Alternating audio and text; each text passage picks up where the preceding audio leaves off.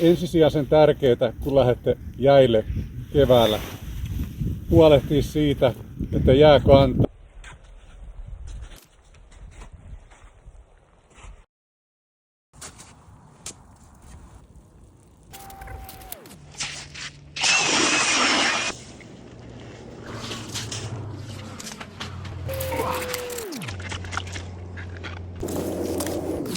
Neljäkymmentä ja 20.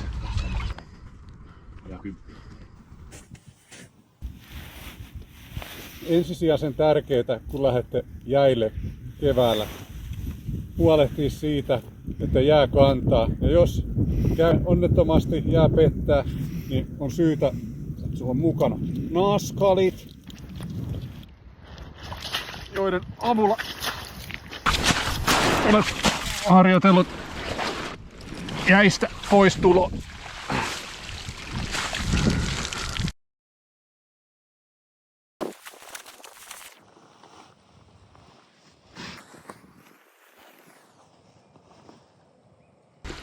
Tässä on ihan miehen mentävä reikä.